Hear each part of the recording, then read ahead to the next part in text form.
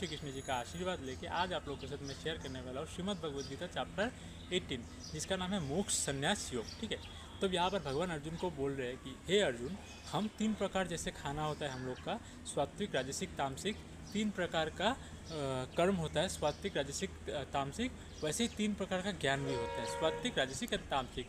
और ज्ञान ही एकमात्र ऐसा साधन है जिसके सहारे हम मोक्ष तक पहुंच सकते हैं या अपने दुख और पीड़ा को घटा सकते हैं।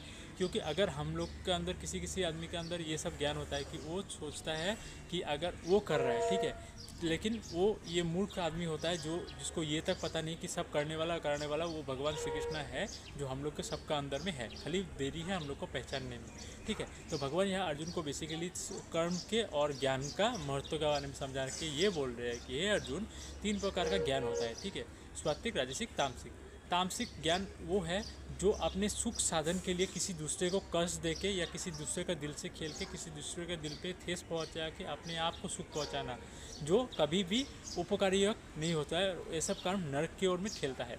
2 नंबर होता है राजसिक कर्म। राजसिक कर्म क्या होता है? जो अगर आप किसी के लिए कुछ करके अपने आप को महान समझने की कोशिश करना, किसी के लिए कुछ करके अपने आप को उससे मतलब बहुत कुछ पाने का आशा किया, थोड़ा आशा किया बहुत ज़्यादा।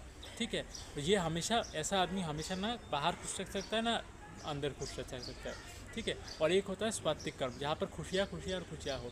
जो काम अपने आप का व हित के बारे में ना सोच के परहित के बारे में सोच के दूसरों का उपकार किया जाए और अपने आप को नीचा समझ के भगवान का अंश समझ के दूसरों का सेवा किया जाए, वो होता है सात्विक कर्म। और ऐसा आदमी किसी भी परिस्थिति किसी भी समय में खुशी रहता है।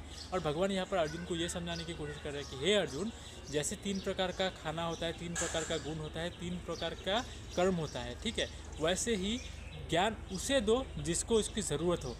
मेरा भगवद गीता एक गुप्त ज्ञान है, जो जिसको ज़रूरत है उसको देना चाहिए, ना कि सबसे।